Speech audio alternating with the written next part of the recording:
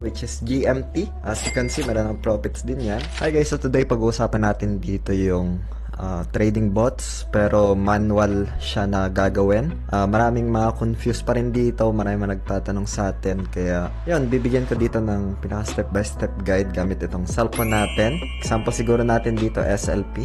Maramihan nagtatanong kung paano dito, pero then again guys, ito is just for ideas and tutorials lang. So discuss natin dito step by step. Nagkaroon dito ng pagtaas ng presyo, yung trading bots, kung paano natin gawa ng pinaka-parameters dito guys, no? So before tayo dito mag-start, kung hindi nyo pa na-like itong video na to, please like this video first, subscribe nyo yung YouTube channel natin, turn all the bell icon para ma-notify kayo dito sa mga updates natin na ginagawa sa ating YouTube channel. And punta muna tayo dito guys sa ating cellphone. Ayan. So, nandito tayo ngayon sa home tab. Before tayo dito guys mag-start, disclaimer lang, itong video natin today is just for ideas, for friends, and does not qualify as an investment or financial advice. Sa mga nagtatanong, hope you get some ideas dito. Serve this as reference guys, no? So, hopefully magkaroon kayo dito ng ideas. May mga nagtatanong 100 USDT.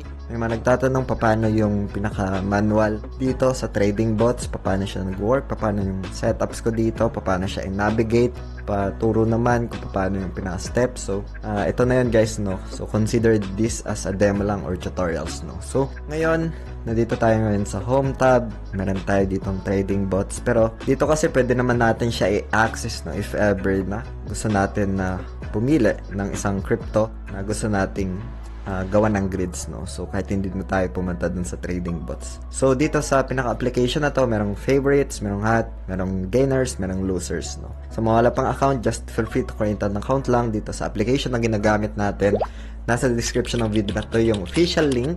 Meron na ding trading fee discount, and para na rin makaiwas sa mga phishing links online guys, no. So anytime pwede nyo naman gamitin yung official link natin sa description ng video na to, no.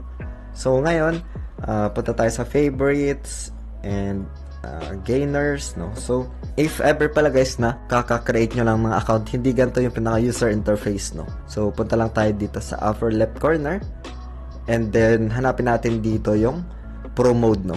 So if ever man na makita natin dito yung pro mode, is that select lang natin yon. If ever naman na iOS yung gamit mo, something like nandito yung switch to pro mode, no, or switch to pro, no. So ngayon, once na ma-select mo yung pro mode, mapupunta tayo dito sa ganitong user interface, no. So merong home, markets, trades, futures, and wallets. Dito guys, makikita natin yung pinaka gainers, no. So bibigyan ko dito ng example guys, itong sa SLP, as requested din ng iba, and dito select muna natin to. Nagkaroon ng pagtaas ng presyo guys, no, pero ito kasi sobrang all time low na kasi, no, and sobrang volatile ito, unlimited yung supply neto, kaya it's too risky ito to trade guys, no. So if you take a look sa 1 week, ito yung structure nya, meron siya dito pinaka support na nabibuild. If you take a look dito sa monthly, ayan, sobrang kumbaga all-time low na talaga, sagad na sa downside guys, no. So nagkakaroon lang siya dito ng pinaka accumulation mode, and if we take a look sa chart, sobrang laki ng binagsak from 42 cents down to 0.001299. So yeah, we'll check this, we'll contest na lang siguro ng volatility as example dito, but then again guys, this is very risky to. And crypto is very volatile, risky din. So much better to do your own due diligence research for you to have informed decisions dito guys for the risk and reward, no. So ngayon, punta muna tayo sa 15 minutes time frame.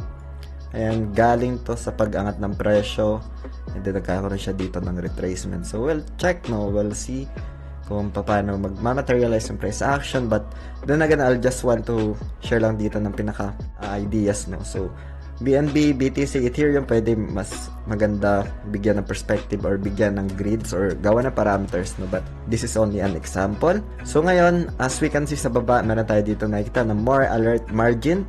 So dito, ito yung grid, no, ito yung gagamitin natin. Select lang natin tong grid, and then pagkatapos nyan, meron na dito nag-create.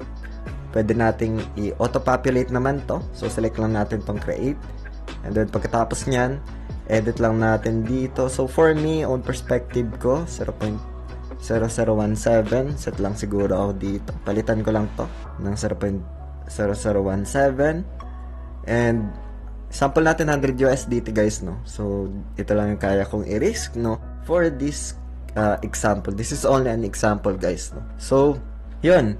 Dito, 66 within this price range ng 0.0017 to 0.002155.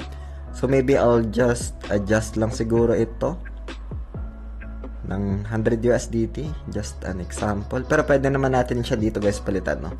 So, delete muna natin to. Try natin na 15, 94 USDT, 15 grids gamit itong, or within this price range. So, try natin 16. Yun, 100.67 USDT. Pwede na ito guys, no? Pwede rin natin dito dagdagan ng konti. Ayan, so, gantong pinaka-setup will cost around more or less 100 USDT guys. 99.99 USDT ito. So, ngayon gagawa na natin to ng grids. So, adjust ko lang dito yung pinaka available USDT ko. So, mababawasan dito and mapupunta siya sa trading bots tab, no? So, ngayon nandito yung pinaka setups natin. In case man na magkaroon dito ng pagbaba pa ng presyo, maybe I'll do stops na lang dito ng 0.017 siguro 0.017, no? Or 68. Yan. Ayan, so nagkaroon siya dito ng change. Palitan lang natin to 73. Ayan.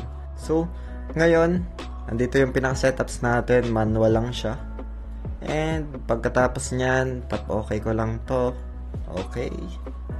Review your details dito, and pagkatapos nyan, just tap create, confirm, and view details lang natin dito guys, no? So, mapupunta na siya dito sa spot grid.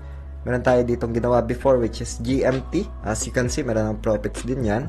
And matagal na rin kasi to si GMT guys, itong setup natin na to, no? So medyo matagal na rin, pero yeah, this is only an example for SLP. So ngayon meron na tayo ditong pinaka trading bots na example. Pwede naman natin to na i-view anytime guys, no? So say for example, back tayo dito, tapos back.